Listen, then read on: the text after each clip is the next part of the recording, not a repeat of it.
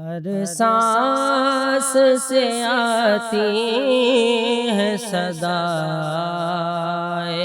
رمضان۔ بسم اللہ الرحمن الرحیم۔ مولا صلی وسلم دائما ابدا علی حبیبک خیر الخلق کلہم محمد سید الکونین والثقلین والفریقین من عرب ومن عجم ان نلتیا ریح الصبا یوما الی ارض الحرم بلغ سلامی روضتا فیہا النبی المحترم۔ ناظرین، 9 نیوز HD کے لائیو اسٹوڈیو سے رمضان المبارک کی اسپیشل ٹرانسمیشن صدائے رمضان کے ساتھ آپ کی خدمت میں حاضر ہے آپ کا میزبان محمد لقمان رضا۔ یکم رمضان المبارک سحری کے ان بابرکت، پاکیزہ اور مقدس لمحات میں آپ کی خدمت میں حاضر ہیں۔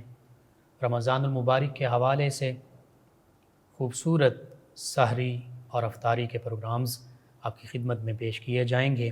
آج رمضان المبارک کے آغاز کے حوالے سے رمضان المبارک کی فضیلت، اہمیت، عشرہ رحمت کی فضیلت اور اس کے ساتھ ساتھ حضور غوث اعظم رضی اللہ تعالی عنہ، چونکہ آپ کا یکم رمضان المبارک یوم ولادت باسعادت ہے، اس حوالے سے گفتگو ہوگی۔ ہمارے ساتھ شریک گفتگو ہوں گے ہمارے معزز مہمان اسلامک اسکالر جناب محسن اعجاز صاحب۔ رمضان المبارک اللہ سبحانہ وتعالی کا خاص انعام۔ اللہ سبحانہ وتعالی نے اس ماہ محترم رمضان المبارک کو امت مسلمہ کے لیے برکتوں، رحمتوں کا ذریعہ بنایا۔ آقا کریم صلی اللہ علیہ وآلہ وسلم نے اس ماہ محترم رمضان المبارک کو اللہ سبحانہ وتعالی کا مہینہ فرمایا، اور ایک روایت کے مطابق نبی کریم رؤوف الرحیم علیہ الصلاۃ والتسلیم نے اس ماہ محترم رمضان المبارک کو فرمایا کہ یہ میری امت کا بھی مہینہ ہے۔ تو جو مہینہ اللہ سبحانہ وتعالی کا ہو، جو مہینہ امت مسلمہ کا ہو، اور پھر رمضان المبارک کے روزوں کی جزا اللہ سبحانہ وتعالی کے پیارے حبیب مکرم صلی اللہ علیہ وآلہ وسلم خود فرماتے ہیں کہ روزے کی جزا جو ہے اللہ فرماتا ہے میں خود ہوں، یا روزے کی جزا میں خود دوں گا۔ انا اجزی بھی یا انا اجزا بھی، دونوں طرح سے معروف یا غیر معروف دونوں طریقوں سے اس کو پڑھیں تو ایک معنی یہ ہوگا کہ اللہ سبحانہ وتعالی فرماتا ہے کہ میں روزے کی جزا خود دوں گا۔ دوسرا معنی یہ ہے کہ روزے کی جزا میں خود ہوں، تو جس عمل کی جزا خود اللہ سبحانہ وتعالی کی ذات بابرکات ہو، یعنی اللہ کی رضا اور خوشنودی ہو، اللہ کا دیدار ہو، اللہ کی رحمتیں ہوں، تو اس کا اجر، اس کا ثواب، اس کا اندازہ ہم نہیں لگا سکتے۔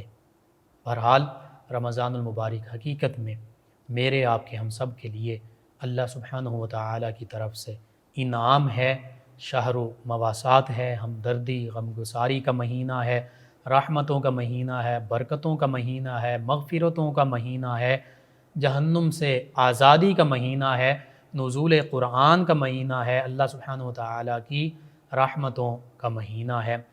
اس مہینے کے حوالے سے جتنی بھی گفتگو کی جائے کم ہے۔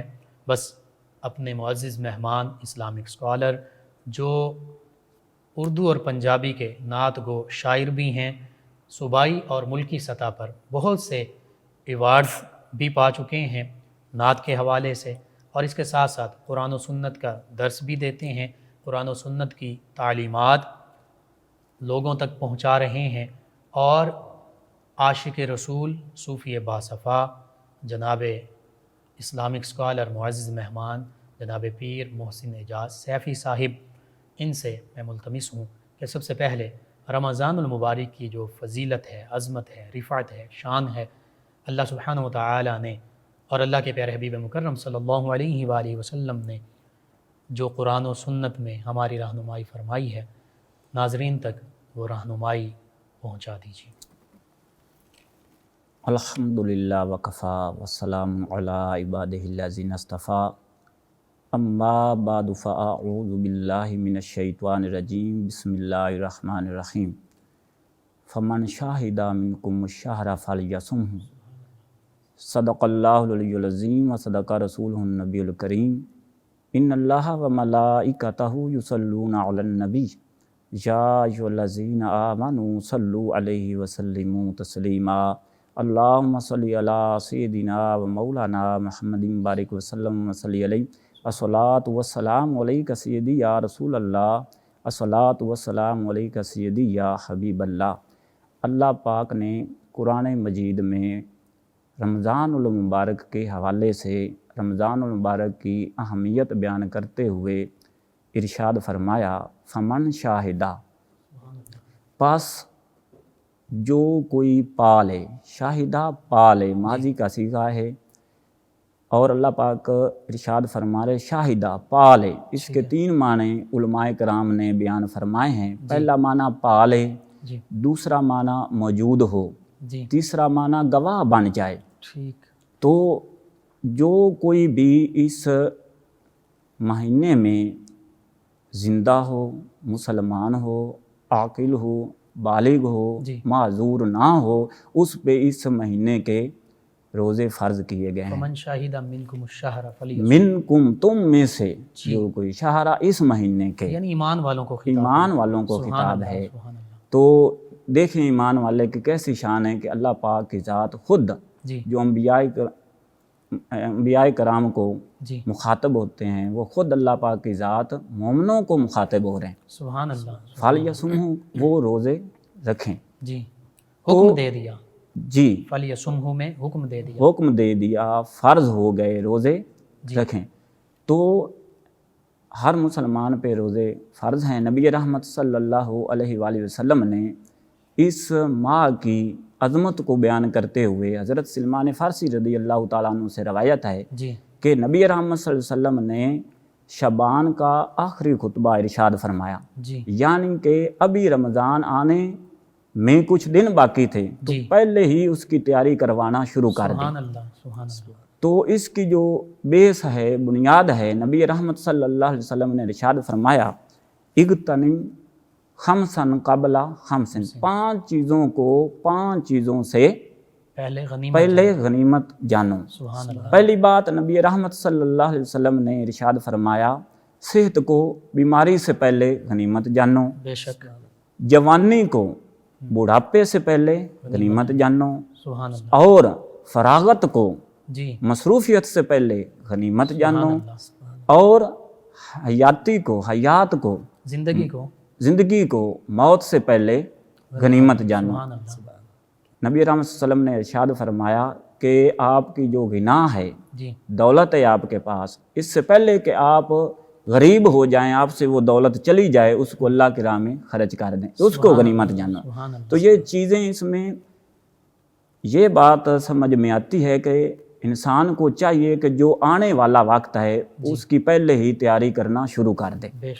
تو اس کے ذریعے نبی رحمت صلی اللہ علیہ وسلم نے شعبان کے جو آخری خطبہ ارشاد فرمایا، نبی رحمت صلی اللہ علیہ وسلم نے ارشاد فرمایا تحقیق تمہارے اوپر ایک عظیم مہینہ سایہ کرنے والا ہے، عظیم مہینہ سایہ کرنے والا ہے۔ اس کا مطلب کیا ہوا کہ انسان 11 مہینے گناہوں کی دھوپ میں، فحاشی کی دھوپ میں، بے راہ روی کی دھوپ میں جسم اور روح دونوں جھلس جاتے ہیں، گرمی کی حرارت سے برا حال ہو جاتا ہے۔ تو جب یہ مہینہ آتا ہے، نبی رحمت صلی اللہ علیہ وسلم نے ارشاد فرمایا تحقیق تمہارے اوپر ایسا مہینہ آ رہا ہے جو سایہ کرے گا، انسان کو راحت ملے گی، جسم کو راحت ملے گی، اس کی روح کو راحت ملے گی۔ دوسری حدیث پاک میں نبی رحمت صلی اللہ علیہ وسلم نے ارشاد فرمایا شہر مبارک، یہ مبارک مہینہ ہے۔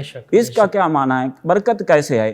آپ دیکھ لیجئے، نبی رحمت صلی اللہ علیہ وسلم نے ارشاد فرمایا کہ اس کے جو نوافل ہیں ان کا اجر و ثواب فرائض کے برابر ہے، اور ایک فرض کا ثواب 70 فرائض کے برابر ہے۔ اس میں اور برکت دیکھیے کہ انسان ویسے جاگتا ہوا تسبیح و تحلیل کرتا ہے، نوافل پڑھتا ہے، قرآن پاک کی تلاوت کرتا ہے تو اس کو ثواب ملتا ہے۔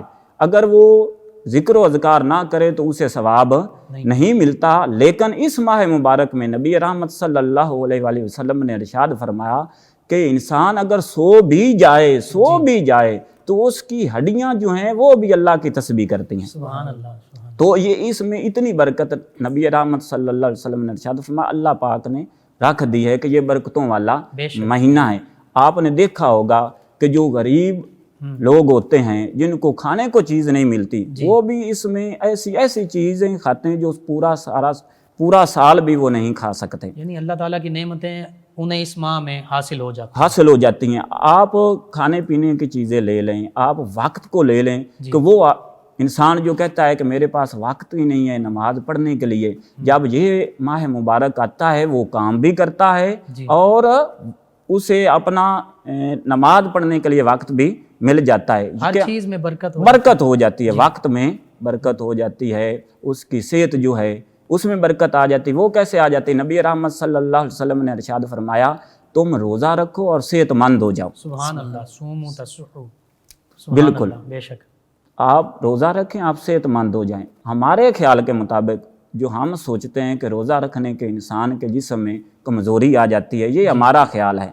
ہوگا جو طبیب ہیں وہ کہتے ہوں گے، لیکن سب سے بڑے طبیب، سب سے بڑے حکیم نبی رحمت صلی اللہ علیہ وسلم فرما رہے ہیں کہ جس کو جو بھی بیماری ہے وہ روزہ رکھ کر دیکھے، اللہ پاک انہیں شفائے کاملہ عطا فرمائے گا۔ بے شک جب آقا کریم صلی اللہ علیہ وآلہ وسلم نے فرما دیا کہ روزہ رکھو، اس میں صحت ہے، اس میں صحت ہے، اور طبیب بھی، آج کی میڈیکل سائنس بھی اس بات کو مانتی ہے اور اس بات کا اقرار کر رہی ہے کہ روزے سے انسانی صحت میں ویکنس، کمزوری یا ابتری نہیں ہوتی بلکہ بہتری اس میں ہوتی ہے۔ بے شک۔ اسی طرح آقا کریم صلی اللہ علیہ وآلہ وسلم کا دیگر فرامین مبارکہ اور اپنا معمول مبارکہ رمضان المبارک کے حوالے سے پھر کیا تھا، مختصراً اس حوالے سے بھی آپ ارشاد فرما دیجیے۔ نبی رحمت صلی اللہ علیہ وآلہ وسلم کے جو معمول تھا، ایک تو ہے یہ ہے کہ آپ شعبان المبارک میں ہی کمر کس لیتے تھے عبادت کے لیے، سبحان اللہ، بے شک۔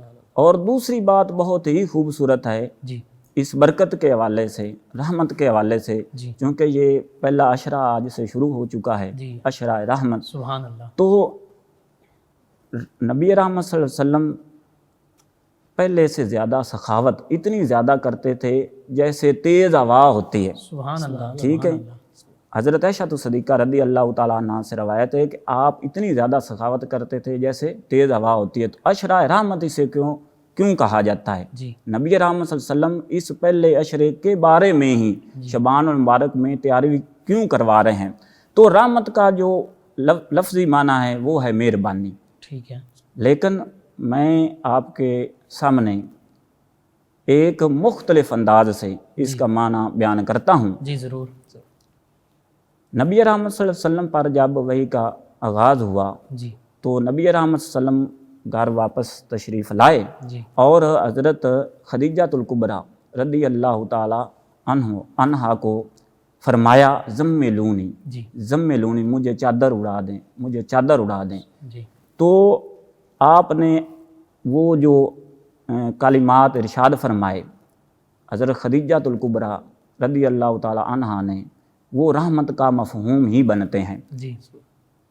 وہ کیا ہیں؟ آپ نے فرمایا کہ آپ گھبرائیے نہیں، آپ تو صلہ رحمی کرنے والے ہیں۔ سبحان اللہ۔ رحمت کا کیا مفہوم ہے کہ آپ بھی صلہ رحمی کریں، رشتہ داروں سے اچھا سلوک کریں، رشتہ داروں سے اچھا سلوک کریں۔ نبی رحمت صلی اللہ علیہ وسلم نے ارشاد فرمایا کہ اگر کوئی تم سے رشتہ توڑے بھی تو آپ اس سے رشتہ جوڑیں۔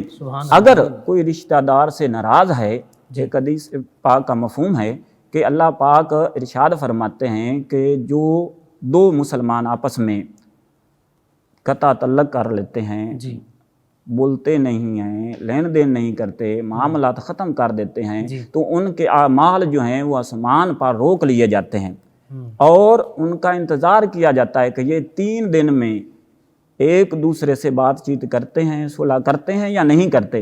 اگر تو کر لیتے ہیں تو پھر ان کے اعمال جو ہیں وہ بارگاہ عالیہ میں اللہ کے ہاں پہنچا دیے جاتے ہیں۔ اگر وہ صلح نہیں کرتے تو ان کے اعمال جو ہیں واپس بھیج دیے جاتے ہیں، اوپر نہیں جاتے، ان کا کوئی عمل قابل قبول نہیں ہوتا. تو یہ صلہ رحمی، آپ صلہ رحمی کرنے والے، یہ بھی ایک رحمت کا مفہوم ہے، بے شک رحمت کا ایک حصہ ہے. ایک حصہ ہے. بے شک. اور دوسری بات آپ نے ارشاد میں، آپ کمزوروں کا بوجھ اٹھانے والے ہیں، سبحان اللہ. کمزوروں کا بوجھ اٹھانے والے ہیں. تو آپ جانتے ہیں کہ آپ نے کیسے بوجھ اٹھایا. جی.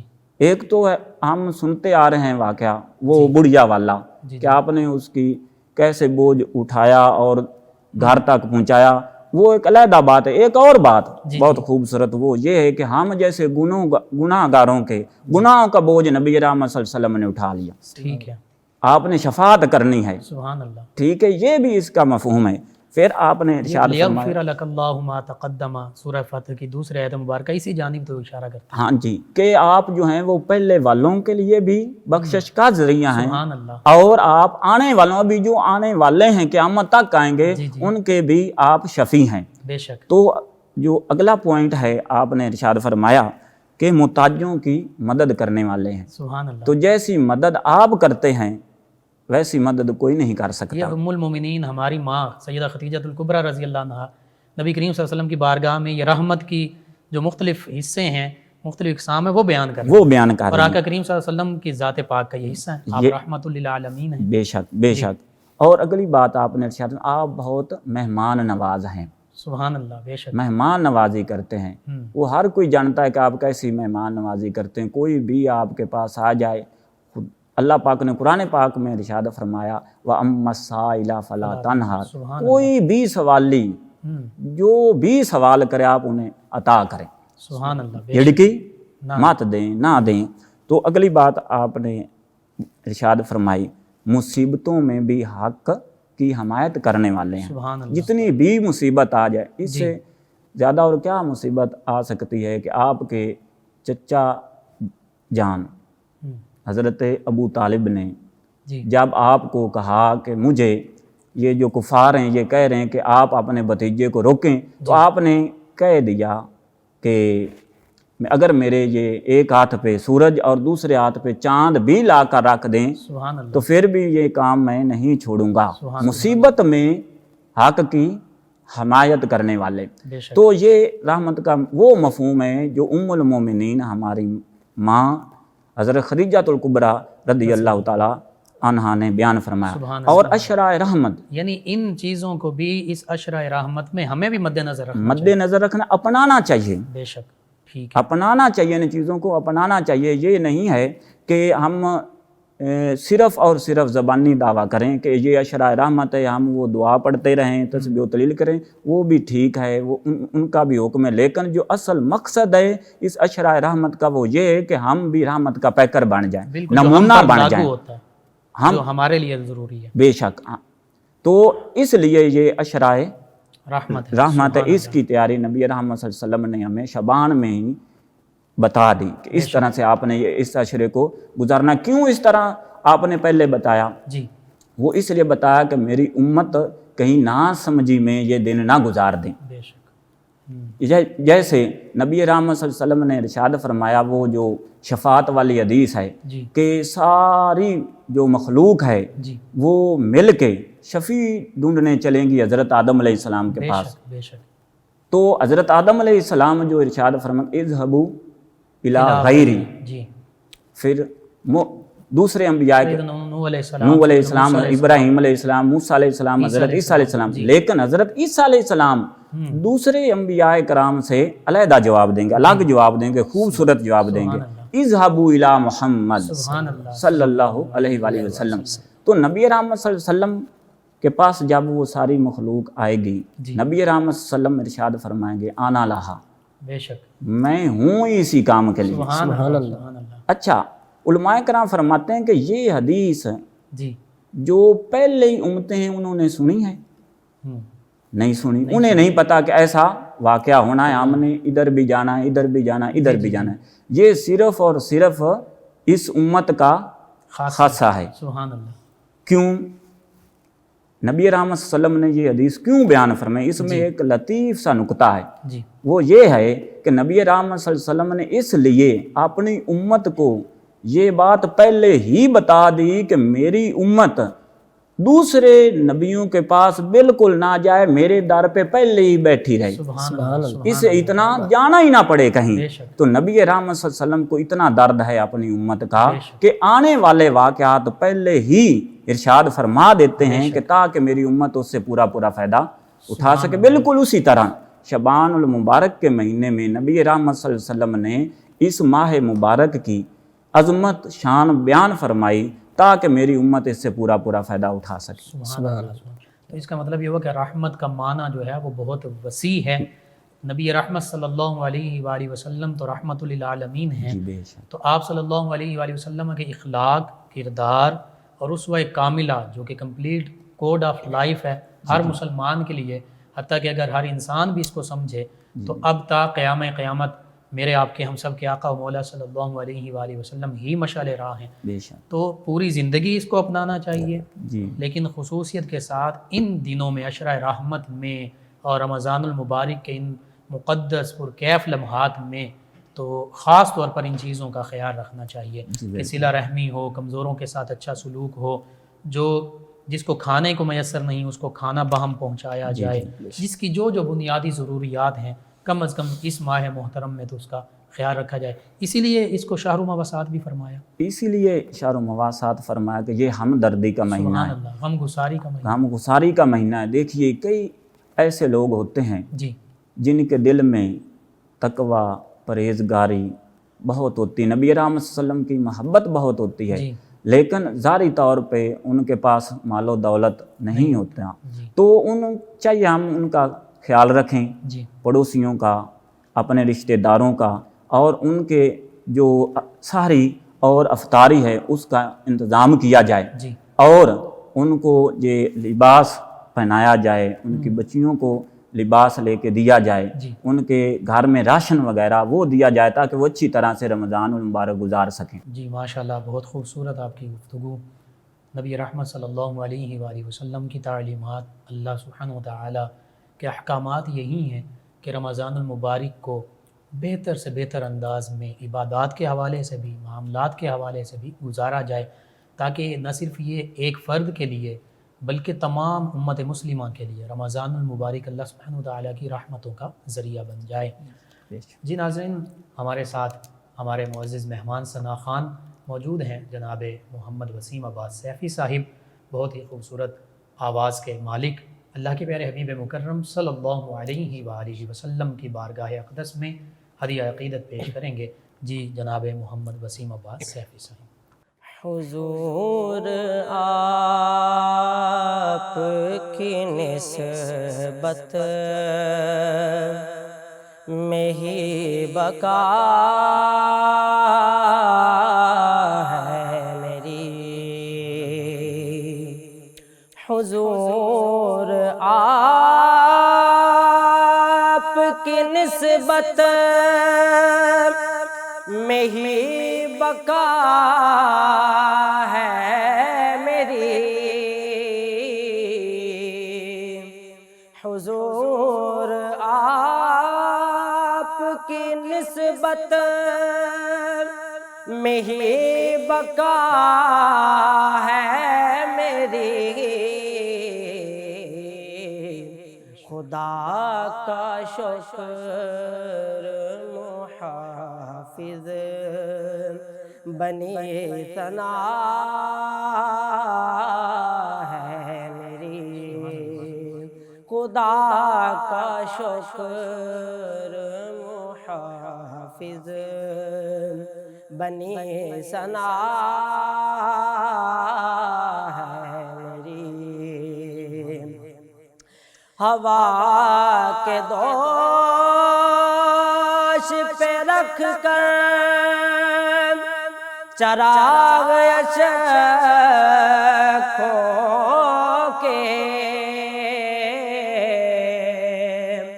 ہوا کے دوش پہ رکھ کر چراغ اشکوں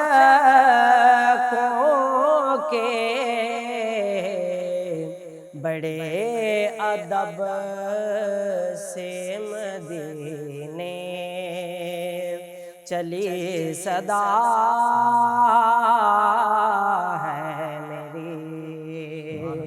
بڑے ادب سے مدینے چلی صدا ہے میری، میں واقف روز ازل سے برائے نعت نبی، میں واقف روز ازل سے برائے نعت نبی، نماز عشق ہمیشہ سے ہی ادا ہے میری، نماز عشق ہمیشہ سے ہی ادا ہے میری، میری صدا بھی ہے لبیک یا رسول اللہ، میری صدا بھی ہے لبیک یا رسول اللہ، فقیہ شہر بتا مجھ کو کیا سزا ہے میری، فقیہ شہر بتا مجھ کو کیا سزا ہے میری، مجھے تلاشتی ہے خود ہی منزل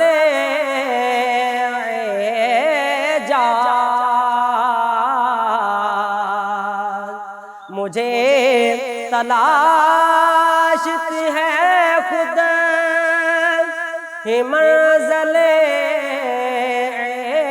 اعجاز، ادائے سرور عالم جو رہنما ہے میری، ادائے سرور عالم جو رہنما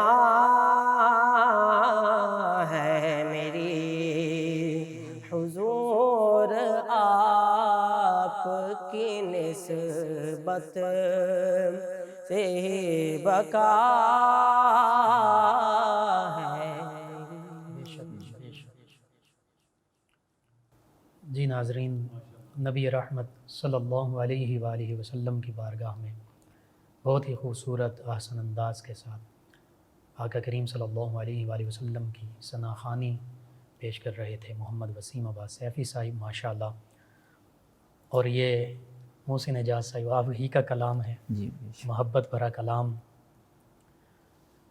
آج یہ سحری کے بابرکت پرکیف لمحات اور یکم رمضان المبارک، حضور سیدنا غوث اعظم رضی اللہ عنہ آپ کا یوم ولادت باسعادت بھی ہے، اور اولیاء کاملین صالحین رحمۃ اللہ علیہ مجمعین کی عظمت رفعت اور شان تو وہ ہے کہ جس کے تذکرے قرآن مجید فرقان حمید میں بھی ہیں، اور اللہ کے پیارے حبیب مکرم صلی اللہ علیہ وآلہ وسلم نے بھی اللہ سبحانہ وتعالیٰ کے ان پاک اور برگزیدہ بندوں کے تذکرے فرمائے ہیں۔ اس حوالے سے میں چاہوں گا کہ اولیاء کاملین صالحین کی جو عظمت رفعت اور شان کے تذکرے قرآن و سنت میں موجود ہیں، اس سے ہماری رہنمائی اس حوالے سے فرما دیجیے۔ جی، اللہ پاک نے قرآن پاک میں ارشاد فرمایا، الا ان اولیاء اللہ لا خوف علیہم ولا هم یحزنون۔ سبحان اللہ، سبحان اللہ۔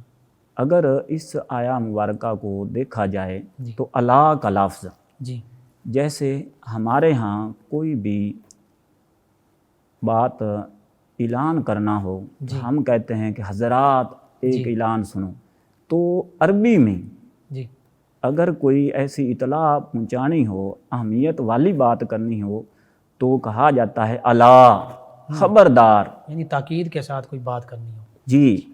تو جو سننے والے ہیں جن کو مخاطب کیا جائے وہ متوجہ ہو جائیں سبحان اللہ کہ یہ کوئی بات عام بات نہیں ہے. بے شک. تو اللہ پاک نے ارشاد فرمایا یہ الا کا معنی بھی تاکید والا ہے. جی آگے پھر ارشاد انا، سبحان اللہ، یہ بھی تاکید کا ہے، ڈبل تاکید ہے.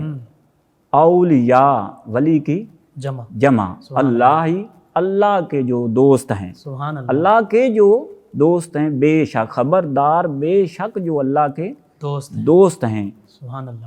لا خوف، انہیں خوف نہیں ہے، ولا ہم یحزنون، اور انہیں غم بھی نہیں ہے. تو خوف اور غم یہ ہمارے مترادفات میں سے آتے ہیں، لیکن اہل لغت جانتے ہیں، اہل علم جانتے ہیں کہ اس میں فرق ہے. خوف انسان کو ہوتا ہے اپنی ذات کے متعلق، اسے کہتے ہیں خوف، اور غم ہوتا ہے کسی دوسری ذات کے متعلق. تو اب پتہ چلا کہ جو غار میں نبی رحمت صلی اللہ علیہ وآلہ وسلم نے ارشاد فرمایا، جس کو اللہ پاک نے قرآن پاک کی آیت بنایا، لا تحزن ان اللہ معانا، کہ غم نہ کرو، اللہ ہمارے ساتھ ہے، بے شک اللہ ہمارے ساتھ ہے.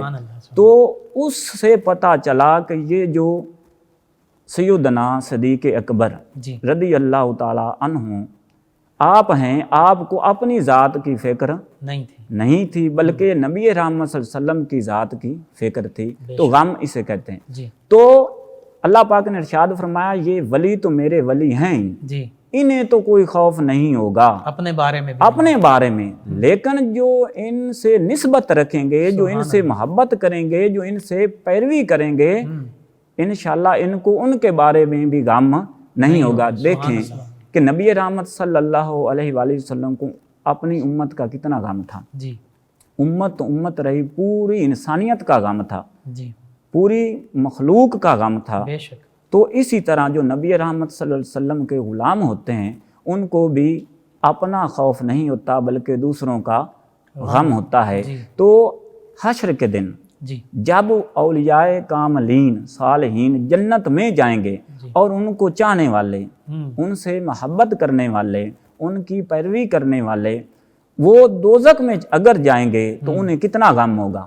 تو اللہ پاک نے وہ جو بات ہونی ہے حشر کے دن وہ پہلے ہی بتا دی کہ خبردار سن لو، اے لوگو سن لو کہ یہ جو میرے ولی ہیں ان کو اپنا تو اپنا رہا، ان کے ساتھ جو نسبت رکھیں گے، ان جو میرے اولیاء کرام ہیں ان کے بارے میں بھی یہ غمگین نہیں ہوں گے، ان کو ان کا بھی غم نہیں ہوگا. وہ ابن ماجہ شریف کی حدیث پاک.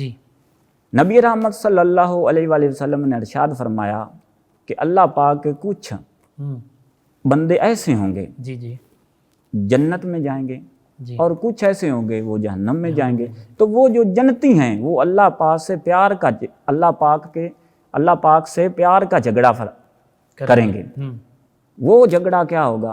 وہ عرض کریں گے یا اللہ پاک ہمارے ساتھی ہمارے ساتھ نماز پڑھتے تھے، روزہ رکھتے تھے، جہاد کرتے تھے، حج کرتے تھے، وہ دوزخ میں ہیں. تو نبی رحمت صلی اللہ علیہ وسلم نے ارشاد فرمایا، اللہ پاک ارشاد فرمائے گا جن کو تم پہچانتے ہو انہیں دوزخ سے نکال لاؤ. سبحان اللہ. تو وہ نکال آئیں گے، جنت میں داخل ہو جائیں گے. ابھی تک وہ خوش نہیں ہوں گے، ان کے چہرے پہ غم ہوگا، غم کے آثار نمایاں ہوں گے. اللہ پاک پھر ارشاد فرمائے گا کہ اب کیا غم ہے؟ اب تو جنہیں آپ پہچانتے تھے ان کو لے کر کے جنت میں آ گئے. تو وہ کہیں گے ابھی کچھ ہیں جو دوزخ میں. تو اللہ پاک ارشاد فرمائے گا جن کے دل میں رتی برابر بھی ایمان ہے انہیں نکال کر جنت میں لے آؤ. تو اس سے پتہ چلا کہ अल्लाह पाक की ज़ात ये जो औलियाए कराम हैं जी। इनको अपने मुतवस्सिलीन, मुतक़ीन और मोहब्बत मुहिब्बीन जी उनके बारे में भी गमगीन नहीं फरमाएगा। सुभान अल्लाह, तो सुभान इनके ये जो चर्चे होते हैं जी ये हम क्यों करते हैं? ये हम नहीं करते, जी। हमसे करवाए जाते हैं। बेशक बेशक। नबी रहमत सल्लल्लाहु अलैहि फज़कुरूनी अज़कुरकुम भी इसी का हवाला है। बेशक। जी। तो नबी रहमत सल्लल्लाहु अलैहि वसल्लम ने इरशाद फरमाया जी कि जब इंसान तौबा करता है, जी अल्लाह का दोस्त बन जाता है, तो अल्लाह पाक जिब्रील को बुलाते हैं। बेशक बेशक जिब्रील कैसा फरिश्ता है जो नूरियों का सरदार है, फरिश्तों का बेशक। सरदार है। तो अल्लाह पाक इरशाद फरमाते हैं कि ऐ जिब्रील अलैहिस्सलाम, वो जो फलां बंदा है वो मेरा दोस्त बन गया है। तो जिब्रील अलैहिस्सलाम अर्ज़ करते हैं, या अल्लाह पाक मेरे लिए क्या हुक्म है? जी। तो अल्लाह पाक इरशाद फरमाते हैं कि तू भी उससे मोहब्बत कर, सुभान अल्लाह, तू भी उससे मोहब्बत कर।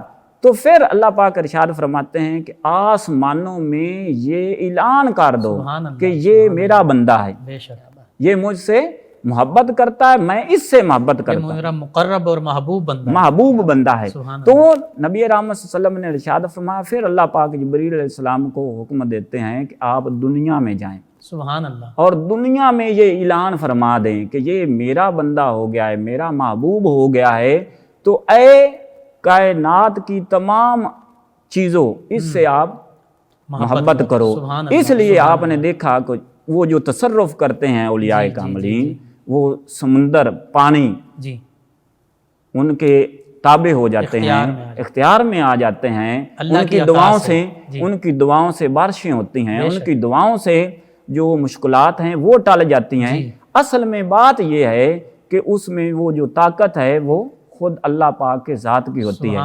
जैसी बुखारी शरीफ की हदीस पाक है कि जो भी बंदा फ़राइज़ के बाद नवाफल की कसरत से मेरा हो जाता है, तो मैं उसके हाथ बन जाता हूँ, मैं उसके कान बन जाता हूँ, मैं उसकी आंखें बन जाता हूँ, मैं उनके कदम बन जाता हूँ, जुबान बन जाता हूँ जिससे वो बोलता है, मैं उनके कदम बन जाता हूँ जिससे वो चलता है। तो अल्लाह बनता नहीं है। इसका मतलब ये है कि हाथ तो उस बंदे के होते हैं, लेकिन ताकत जो है वो अल्लाह की होती है। आंख जो है वो उस बंदे की होती है, लेकिन उसमें देखने की जो जुर्रत है, ताकत है, वो अल्लाह की होती है। हाथ, कान जो हैं वो उस आदमी के हैं, लेकिन ताकत अल्लाह की है। पाँव जो उस आदमी के हैं, लेकिन ताकत अल्लाह की ज़ात की। इसलिए हम कहते हैं कि जो औलियाए कराम होते हैं उनके हाथों से ऐसी करामात ज़ाहिर होती हैं, उनकी आंखों से ऐसी करामात, वो देख सकते हैं जो हम नहीं देख सकते, वो सुन सकते हैं जो हम नहीं सुन सकते। इसलिए उनकी जो ज़ुबान है वो इल्म हिकमत का चश्मा होती है, क्योंकि उसमें जो ताकत है वो अल्लाह के दिए नूर की ताकत होती है। और हदीस मुबारक में इसका जिक्र मिलता है। नबी रहमत सल्लल्लाहु अलैहि वसल्लम ने माया इत्तक़ू फ़िरासतल मुमिन फ़इन्नहु यंज़ुरु बिनूरिल्लाह, बंदा मोमिन जो है, अल्लाह का नेक वली जो है, उसकी नज़र से डरो, क्योंकि वो अल्लाह सुब्हानहु व तआला के ख़ास दिए हुए नूर से देखता है। आपकी इतनी खूबसूरत गुफ्तगू से दो चीज़ें मेरे जहन में आईं। ला खौफ़ुन अलैहिम वला हुम यहज़नून का जब आपने ज़िक्र फरमाया है, तो ये मुज़ारे का सीगा है। अरबी में मुज़ारे जो है वो दो टेंसेस, दो ज़मानों को ज़ाहिर करता है, एक हाल को और एक इस्तक़बाल को, यानी मुस्तक़बिल को। तो इसके दो मानी हैं कि जो औलिया अल्लाह हैं, अल्लाह के नेक बंदे, अल्लाह के दोस्त, मुक़र्रब महबूब बंदे, ना दुनिया में इन्हें कोई खौफ है, ना कोई गम है, और ना आखिरत में इनके लिए कोई खौफ होगा और ना कोई गम। सुभान अल्लाह। और इसी तरह आका करीम सल्लल्लाहु अलैहि वसल्लम की खूबसूरत हदीस मुबारक जो आपने बयान फरमाई, इसका जिक्र कुरान मजीद में यूँ मिलता है, इन्नल्लज़ीना आमनू व अमिलुस्सालिहात सयजअलु लहुमुर रहमान वुद्दा। यानी कुरान मजीद फुरक़ान हमीद की तफसीर खुदा का करीम सल्लल्लाहु अलैहि वसल्लम ही बयान फरमाते हैं, तो वो इस आया मुबारक की तफसीर भी है। अल्लाह फरमाता है, बेशक जो ईमान वाले, अमाल सालिहा वाले लोग हैं, औलिया अल्लाह हैं, अल्लाह सुब्हानहु व तआला अनक़रीब हर मखलूक, हर चीज़ के दिल में, हर चीज़ में इनकी मोहब्बत दाखिल फरमा दे। बेशक हुज़ूर गौसे आज़म रज़ी अल्लाह अन्हु, आपके यौम विलादत बासआदत के हवाले से आपकी जो करामत है और विलादत बासआदत का तज़किरा, इस पर गुफ्तगू ज़रूर फरमा दीजिए। सैयदना गौसे आज़म जिलानी रहमतुल्लाह अलैह जी, آپ کی جو ولادت ہے تذکرے ہم سنتے آئے ہیں، جی جی تو اصل میں اگر اولاد کی گفتگو کرنی ہو جی تو اس سے پتہ چلتا ہے ان کے والدین کا، ٹھیک ہے. یعنی اگر اولاد کسی جو گفتگو کر رہے ہوتے ہیں پتہ چلتا ہے کہ والدین نے تربیت کیسی کی. کیسی کی تھی. جی اگر درخت کو دیکھنا ہو تو پھل کو دیکھیں، جی استاد بالکل. کو دیکھنا ہو تو شاگرد کو بے دیکھیں، شک. اور اگر پیر کو دیکھنا ہو تو اس کے مرید کو دیکھیں. تو اسی طرح غوث اعظم کو دیکھنے سے ان کے والدین کی عظمت کا پتہ چلتا ہے. سبحان اللہ. تو جیسے وہ آپ کے والد گرامی جی. سیدنا ابو صالح موسیٰ جنگی دوست رحمت اللہ علیہ کے بارے میں مشہور ہے کہ آپ ندی کے کنارے بیٹھے تھے اور آپ نے وہ سیب کھا لیا تھا جس کا تذکرہ اکثر ملتا ہے. تو آپ وہ بخشوانے کے لیے چلے گئے حضرت عبداللہ سمعی رحمت اللہ علیہ کے پاس. تو دیکھیے کہ آپ نے وہ جو سیب کھایا تھا شرعاً اس میں کتنی قباحت ہے، مباح چیز ہے. جی جی کسی کی آپ نے چوری نہیں کی، ٹھیک ہے، وہ سیب کھایا ہے، مباح کو بھی بخشوانے کے لیے چلے گئے.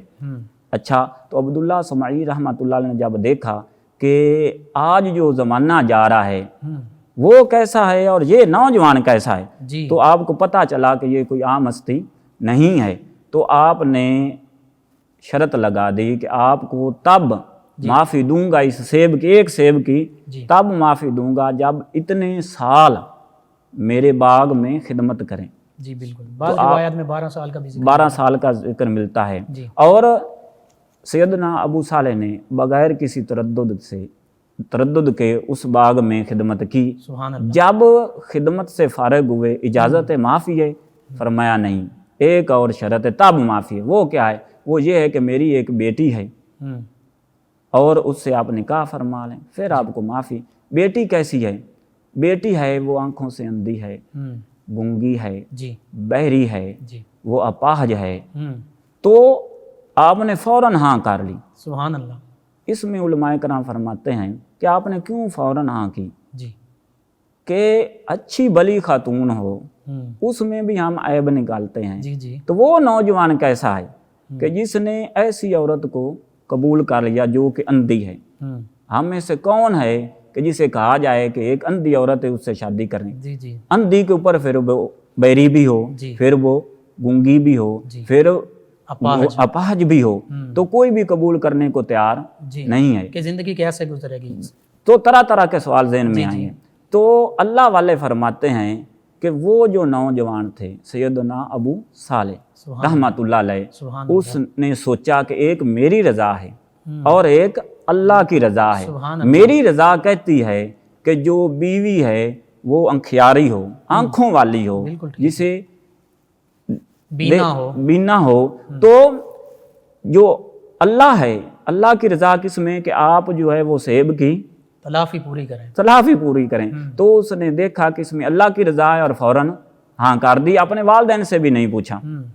ٹھیک ہے. تو پھر ہاتھ کے بارے میں جب سوچا ہوگا تو یہی بات ذہن میں آئے گی کہ نہیں، یہ اللہ کی رضا ہے کہ مجھے معافی مل جائے تو مجھے قبول ہے، مجھے قبول ہے، مجھے قبول ہے، مجھے قبول ہے. اس لیے بغیر سوچے سمجھے آپ نے بے شک وہ قبول کر لیں. تو وقت جو وہ آپ قریب گئے، دیکھا وہ تو خوبصورت ہے، ٹھیک ہے، واپس آئے. اپاہج بھی نہیں ہے، نابینا بھی نہیں ہے، گونگی بہری بھی نہیں ہے. جی. تو آپ نے اپنے سسر سے حضرت عبداللہ سمعی رحمت اللہ علیہ سے عرض کیا کہ یہ بات ہے.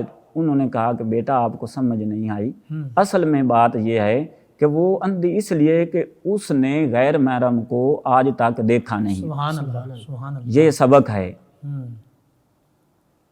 جو ہماری مائیں بہنیں بیٹیاں ہیں، آج کی عورت ہے، یا ہمارے نوجوان بھائی ہیں، بے شک ان کے لیے یہ سبق ہے کہ ہماری آنکھیں اللہ پاک نے اس لیے بنائی ہیں کہ ان سے قرآن پاک کو دیکھو، سبحان اللہ، آسمان کو دیکھو، اللہ کی قدرت کی نشانیاں دیکھو، والدین کا چہرہ دیکھو، خانہ کعبہ کی زیارت کرو، مدینہ طیبہ کی زیارت، مدینہ طیبہ کی زیارت کرو. اس سے وہ چیزیں نہ دیکھو جن سے اللہ پاک نے منع فرمایا ہے. تو اسی طرح سے اپاج یہ اس لیے ہے चल इसलिए नहीं सकती कि आज तक घर से बाहर कदम सुभान अल्लाह, नहीं रखा, घर के बाहर कदम नहीं रखा। नहीं रखा। देख लें सादात आज का जो घराना है।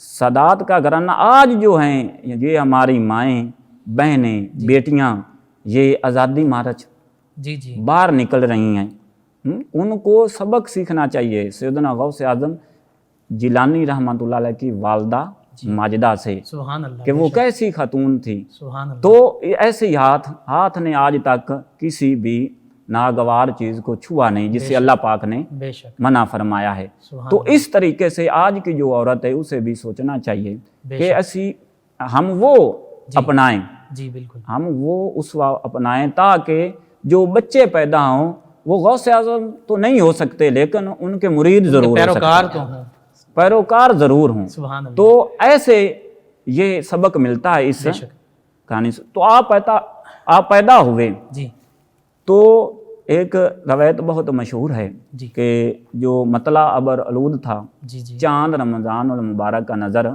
माशाल्लाह जैसे आज आया ऐसे उस वक्त ना आया, तो पता कैसे चले कि आज रमज़ान है या नहीं है। सही। तो कुछ अहबाब ने मशवरा दिया कि आप ऐसा करें कि वो जो सादात घराना है सुभान अल्लाह, सैयद अबू साले रहमतुल्लाह अलैह का घराना उसमें बच्चा पैदा हुआ है, जी पता करें वो दिन के वक्त दूध पीता है या नहीं भी, नहीं पीता। देखें कि सादात जो होते हैं जो औलियाए कामलीन होते हैं बेशक वो लोगों की मुश्किलें कैसे हल करते हैं। बचपन में बचपन में अभी शीर खार हैं जी तो आए देखा तो वालदा ने बताया कि इसने सारी के बाद दूध नहीं पिया, तो लोगों को पता चल गया कि ये रमज़ानुल मुबारक है, मुबारक पहला है, रोज़ा आज, पहला रोज़ा है। सुभान तो अल्लाह। देख लें कि आप पे रोज़ा फ़र्ज भी नहीं था, नहीं था तो आपने फिर भी रोज़ा रखा। मादरजाद वली थे ना, मादरजाद वली थे इसलिए आपने फिर भी रोज़ा रखा। सुभान तो अल्लाह। हमें भी कुछ सोचना चाहिए, बेशक, जो तरह तरह के बहाने बनाते हैं कि मैं बीमार हूँ मुझे फुर्सत नहीं मिल रही, शरई उज़्र के बगैर रोज़ा छोड़ देते हैं, छोड़ देते हैं, उनके लिए सबक है कि देख लें गौसे आज़म जिनके हम पैरोकार हैं, बेशक उन्होंने शीर खारी में भी रोज़ा नहीं छोड़ा। बेशक। तो हमें चाहिए जो हम दावा करते हैं ज़ुबानी जी मोहब्बत का, जी ये ज़ुबानी दावा भी करें और अमलो किरदार से भी पता चले कि ये गौसे आज़म के मुरीद हैं। सुभान अल्लाह। यानी मोहब्बत का तकाज़ा ये है जिससे मोहब्बत की जाए फिर उसकी तालीमात की पैरवी भी की जाए, पैरवी भी की जाए। सुभान तो एक आप देखें गौसे आज़म जिलानी रहमतुल्लाह अलैह को 11वीं वाला जी, इस हवाले से आपकी जो ख़ास तहकीक है मैं चाहूँगा वो ज़रूर आप बयान करें।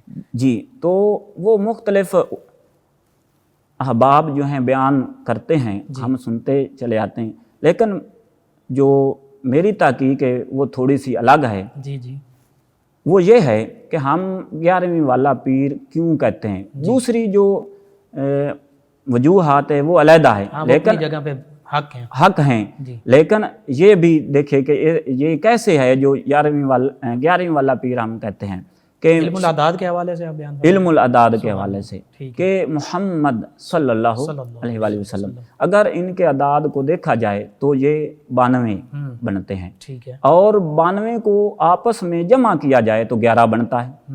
सुभान अल्लाह।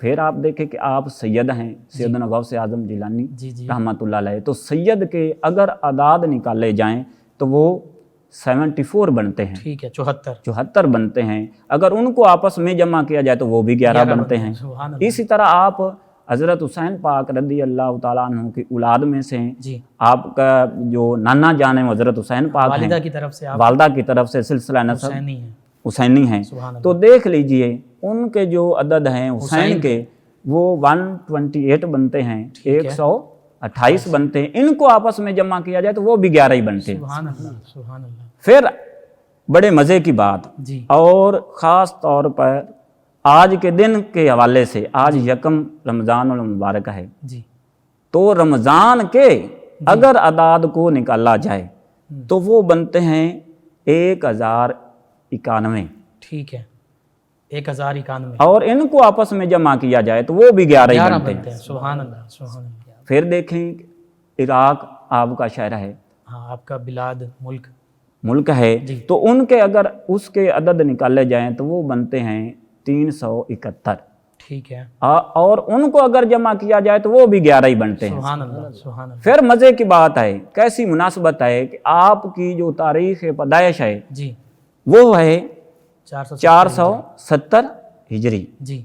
اگر ان کو جمع کیا جائے تو وہ بھی 11 ہی بنتے ہیں، اسی لیے آپ کو 11ویں والا پیر کہتے ہیں. بے شک علم الاعداد کے حوالے سے بھی یہ ثابت ہے. اور کیسا وہ ایک عربی کے شاعر نے خوبصورت قلم بند کیا ہے جی کہ اِنَّ بَعْضَ اللَّهِ سلطان الرجالی سبحان اللہ. جا فی عشقی و مات فی کمال. کمالی. سبحان اللہ. آپ دیکھیں کہ یہاں جو لفظ عشق استعمال ہوا ہے جی. اس کے ہم اگر اعداد نکالیں تو وہ 470 بنتے ہیں جو آپ کا تاریخ پیدائش ہے، ٹھیک ہے. اور وہ بھی 11 بن جاتے وہ بھی 11 بنتے ہیں. سبحان اللہ. تو پتہ چلا کہ جو دوسری خوبیاں ہیں آپ کے اندر، کمالات ہیں، سیدنا غوث اعظم جیلانی رحمۃ اللہ علیہ اپنی جگہ پہ حق ہیں، لیکن اس جو عربی کے شاعر نے یہ لفظ عشق استعمال کیا جا فی عشقی، تو پتہ چلا کہ آپ مجسمہ عشق تھے. سبحان اللہ. بے شک اور کمال کا جو لفظ ہے، کمال تو پھر ہے ہی کمال، کمال ہی کمال ہے. بے شک. تو اس میں اس کے عدد اگر ہم نکالیں تو وہ بنتے ہیں 91. ٹھیک ہے. 91. ٹھیک ہے. تو 91 سال آپ کی عمر مبارک ہے، حیات مبارکہ ہے. ان کو جمع کیا جائے تو آپ کی وہ وفات بن جاتی ہے. جی. تو یہ غوث اعظم جیلانی رحمۃ اللہ علیہ آپ کی پیدائش کے حوالے سے آپ کو کیوں 11ویں والا پیر کہتے ہیں؟ اگر اس وقت کی تاریخ کا مطالعہ کیا جائے تو اندلس سے لے کر ہندوستان تک، یعنی افریقہ، یورپ، ایشیا اسلام پھیل چکا تھا. جی. لیکن مذہبی انتشار، سیاسی انحطاط، فسق و فجور کا دورہ تھا. عبد الرحمن اموی کی حکومت کی مرکزیت ختم ہو چکی تھی. مشرق وسطیٰ میں دور عباسیہ کا وجود برائے نام رہ گیا تھا. زوال پذیر ہو چکا تھا. سلجوکی اور دیگر ماتحت سلاطین خانہ جنگی کا شکار ہو چکے تھے. ٹھیک ہے. افغانستان اور ہندوستان میں محمود غزنوی کے جو جانشین تھے ان کا زوال شروع ہو چکا تھا. جو ہندو راجے تھے وہ اپنی شکست کا انتقام لینے کے بارے میں سازشیں کر رہے تھے، کوششیں کر رہے تھے. مصر میں سلطنت باطنیہ عبیدیہ بقول امام جلال الدین سیوطی رحمۃ اللہ علیہ دولت خبیثہ کے دل دادا، الحاد، بے دینی کے نظریات کو فروغ دے رہے تھے. مشرق وسطیٰ کے اوس درجہ کے ایک آدمی کے گھر جو صرف گانے والیاں تھیں، باقی جو غلط رسومات ہے وہ تو علیحدہ ہے نا، صرف گانے والیوں کی تعداد 500 تھی. جی. کیسا زوال تھا اسلام پہ. اسلام اور مسلمان جو ہیں زوال کی طرف جا رہے تھے. امام شافعی کے قول کے مطابق قرطبہ کے ایک معتمد آدمی کے گھر میں 800 صرف گانے والیاں تھیں. امام غزالی احیاء العلوم میں فرماتے ہیں کہ شیعہ، سنی، حنبلی، اشعری مناظروں میں مصروف تھے. بات گالی گلوچ سے بڑھتی قتل و غارت تک پہنچ جاتی تھی. تو یہ جو دور تھا، یعنی ظاہری بس مناظروں میں اور آپس میں موشگافیاں جو ہیں ان کو سلجھانے کے بجائے الجھانے میں لگے. تو ضرورت تھی کہ کوئی ایسا مرد کلندر ہو جو اس دین کو دوبارہ زندہ کر دے. جیسے غوث اعظم جیلانی رحمۃ اللہ علیہ ہیں، تو ایسا آپ کا لقب بھی ہے. لقب ہے. آپ خود ارشاد فرماتے ہیں کہ ایک سفر حج کے دوران میں نے ایک آدمی کو دیکھا جو نہایت کمزور تھا، ناتواں تھا. تو میں نے اسے سہارا دیا، بٹھایا تو اس کے جسم پہ گوشت آنا شروع ہو گیا، وہ تندرست ہو گیا. تو اس نے کہا آپ نے مجھے پہچانا؟ تو میں نے کہا نہیں، میں نے نہیں پہچانا. تو انہوں نے کہا کہ میں دین ہوں اور تو محی الدین ہے جس نے دین کو زندہ کر دیا ہے. پھر آپ کہتے ہیں کہ میں مسجد میں گیا، نماز ادا کی، جو بھی مجھے ملتا میرا ماتھا بھی چومتا، میرے ہاتھ بھی چومتا اور کہتا آپ محی الدین ہیں. تو اس لیے آپ کو محی الدین کہا جاتا ہے. اللہ سبحانہ وتعالی نے لوگوں کی زبان پر یہ آپ کا لقب، یہ آپ کا جو محی الدین ہے، دین کو زندہ فرمانے والے، یہ جاری فرما دیا تھا. تو نبی رحمت صلی اللہ علیہ وآلہ وسلم کی جو جھلک ہے وہ سیدنا غوث اعظم جیلانی رحمۃ اللہ علیہ کے سیرت و کردار میں ظاہر ہوتی تھی. سبحان اللہ. اس کو بہت خوبصورت اعلیٰ حضرت امام احمد رضا خان قادری علیہ رحمہ علیہ الرحمہ نے کیا خوبصورت سبحان اللہ. بیان فرمایا ہے، نبوی می علوی فصل بطولی گلشن، سبحان حسنی پھول حسینی ہے مہکنا تیرا. سبحان آپ فرماتے ہیں کہ نبوی می ہیں، بارش ہیں، رحمتوں کی بارش ہیں، صحیح. کمالات کی بارش ہیں، بے شک. حسن و جمال کی بارش ہیں. سبحان اللہ. وہ کیسے ہیں؟ آپ دیکھ لیجئے کہ جو غوث اعظم ہیں، آپ غوث اعظم ہیں اور آپ کے نانا جان رسول اعظم ہیں. سبحان اللہ. بے شک بے شک. آپ کے نانا جان سلطان الانبیاء ہیں، آپ سلطان الاولیاء ہیں. سبحان اللہ. آپ کے نانا جان ربیع الاول میں پیدا ہوئے، جی میلاد ہوا. جی جی. تو دیکھیے کہ آپ جو ہیں غوث اعظم جیلانی رحمۃ اللہ علیہ یہ ربیع الثانی میں پیدا ہوئے، تو پتہ چلا نانا جان کی پہلی بار ربیع الاول پہلی بہار اور دوتے کی دوسری بار ربیع الثانی. آپ کے وصال سے نسبت ہے اس کو ربیع جی الثانی. ربیع الثانی تو دوسری بار جو ہے وہ غوث اعظم جیلانی رحمۃ اللہ علیہ کی ہے. تو اس طرح سے اگر دیکھا جائے حضرت اسحاق علیہ السلام، جی جی. اس کی نسل میں سے کم و بیش 70,000 انبیاء کرام اللہ پاک نے سیدنا اسحاق مبعوث علیہ فرمائے السلام کی نسل میں سے، اور حضرت اسماعیل علیہ السلام کی نسل میں سے صرف اور صرف ہمارے آقا و مولا حضرت محمد مصطفیٰ صلی اللہ علیہ وسلم تشریف لائے. اسی طرح امام حسن اور حسین پاک کی جو نسل ہے اس میں سے 9 امام ہوئے. جی آپ کی اولاد میں سے 9 امام ہوئے، اور سیدنا حسن پاک رضی اللہ تعالی عنہ کی اولاد میں سے صرف اور صرف ایک ہستی ایسی جو امام الاولیاء ہیں، وہ ہیں غوث اعظم جیلانی رحمۃ اللہ علیہ. ٹھیک ہے. سبحان اللہ ماشاء اللہ. جی ناظرین، حضور غوث اعظم رضی اللہ عنہ کی عظمت، رفعت اور شان. آپ کا یوم ولادت باسعادت 1 رمضان المبارک، اور شیر خارگی میں روزہ رکھا، اور پھر جب دونوں روایات ہیں، پہلے سال کی بھی دوسرے سال کی بھی، کہ دوسرے سال رمضان المبارک کا چاند نظر نہ آیا، تو چونکہ آپ نے پہلے سال روزہ رکھا تھا شیر خارگی میں، تو لوگوں نے کہا کہ وہ جو سادات کے گھرانے کا شہزادہ جو شیر خوار ہے، جو رمضان المبارک میں دودھ نوش نہیں کرتا، پتہ کیجئے کہ آج دودھ نوش کیا یا نہیں. تو آپ نے دودھ نوش نہیں فرمایا تھا، تو اس کا مطلب پتہ چلا پہلا روزہ وہ تھا جب آپ نے دودھ نوش نہیں فرمایا. آپ کے اندر رفعت اور شان کے کئی حوالے وقت کی کمی کے باعث یہیں پر اس کو اختتام پذیر کرتے ہیں، اختتام کی جانب لے جاتے ہیں. آخر میں مختصر سا پیغام حضور غوث اعظم رضی اللہ عنہ کے حوالے سے رمضان المبارک کی نسبت سے ہمارے لیے کیا پیغام ہے؟ اگر حضور غوث اعظم جیلانی رحمۃ اللہ علیہ کے تمام فرمودات کو مد نظر رکھا جائے جی تو آپ کا قول ایک ہے جی اور 2 حکم ہیں، لیکن اگر ان کو دیکھا جائے تو پورا اسلام ان 2 چیزوں میں ہے. سبحان اللہ. ضرور فرما دیں. وہ کیا ہے کہ آپ نے فرمایا ہمیشہ سچ بولنا ہے، سبحان اللہ. اور حلال کھانا ہے. بے شک بے شک. بس ان کو دیکھ لیں. حلال آپ کے والد نے کھایا، حلال کھایا تو غوث اعظم جیلانی رحمۃ اللہ علیہ عقل حلال صدق مقال. سبحان تو یہ 2 چیزیں اگر ہم اپنا لیں جی تو یہ فرمان بھی غوث اعظم جیلانی رحمۃ اللہ علیہ کا ہے. ہماری تمام جو زندگی ہے جی وہ سنور سکتی ہے. تو آپ دیکھیے دوسری بات کہ صدق مقال، جی آپ کو والدہ نے لڑکپن میں کہا کہ بیٹا جھوٹ جی جی نہیں بولنا، تو آپ نے جھوٹ نہ بولا تو پھر کیا ہوا؟ اتنے ڈاکو جو وہ توبہ کر گئے بے شک. آپ کی سچ کی وجہ سے. بالکل، یہ بچہ جانتا ہے، چھوٹی کلاسز میں بچے سچ کی برکت پڑھتے ہیں، اس تو میں واقعہ موجود ہے. پیغام یہی ہے جی کہ آج سے وعدہ کر لیں بے شک. کہ آپ کی تعلیمات میں سے کم از کم ان 2 باتوں کو ضرور اپنے کردار میں لائیں، اپنی زندگی میں لائیں، تاکہ ہماری یہ زندگی اور آخرت کی زندگی کامیاب ہو جائے. سبحان اللہ سبحان اللہ. بے شک. جی آخر میں آپ سے ملتمس ہوں کہ امت مسلمہ کے لیے دعا کر دیں. الحمدللہ رب العالمین والصلاة والسلام علی سید المرسلین وعلی آلہ طیبین واصحابہ طاہرین. یا اللہ پاک نبی رحمت صلی اللہ علیہ وسلم کی تمام امت کی بخشش فرما.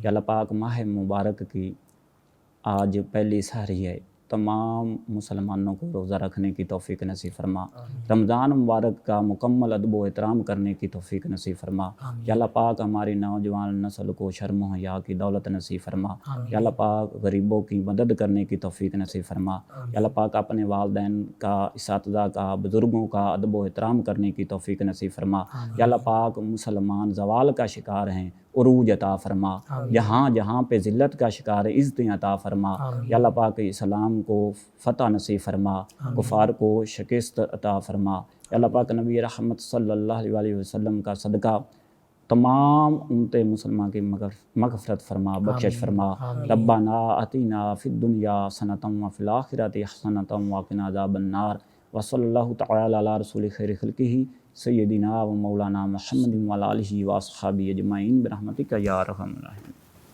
جی ناظرین، 9 نیوز HD کے لائیو اسٹوڈیو سے رمضان المبارک کی اسپیشل ٹرانسمیشن صدائے رمضان کا یہ پہلا پروگرام آپ تک پہنچایا گیا۔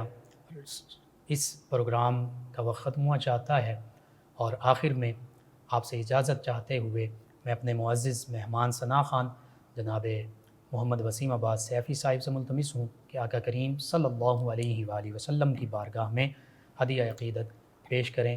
جی جناب محمد وسیم عباس سیفی صاحب۔ کام اس کے سوا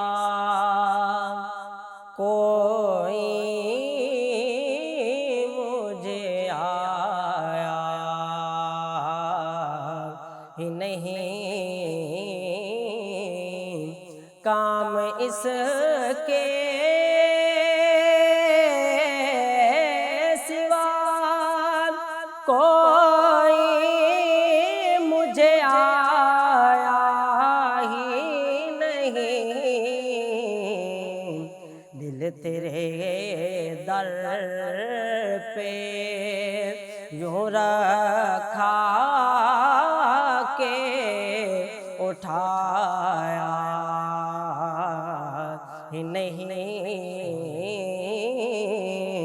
دل تیرے در پہ یوں رکھا کہ اٹھایا ہی نہیں، جب سے دیکھا ہے تیرا روضہ یا رسول اللہ، جب سے دیکھا ہے تیرا روضہ یا رسول اللہ، آنکھ نے نقش کوئی اور بنایا ہی نہیں، آنکھ نے نقش کوئی اور بنایا ہی نہیں، کام اس کے سوا درد تجھ بن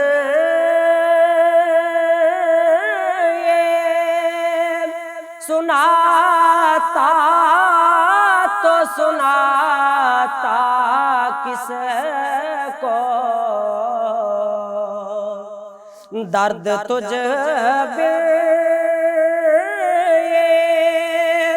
سناتا تو سناتا کس کو،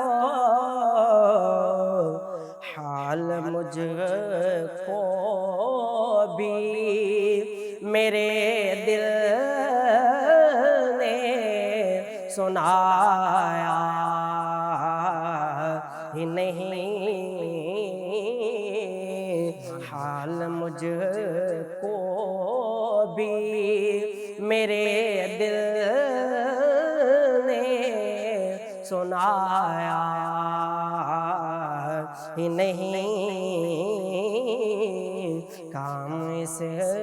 کے سوا دیکھ کے آنکھ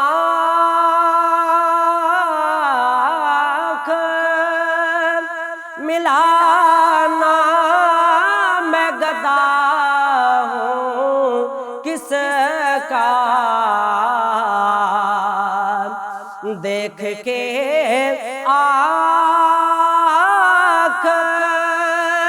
ملانا میں گدا ہوں کس کا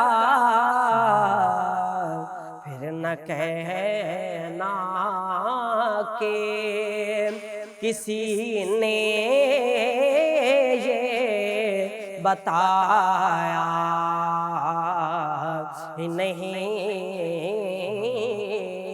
پھر نہ کہنا کہ کسی نے یہ بتایا ہی نہیں کام اس کے سوا چوم کے ماتھا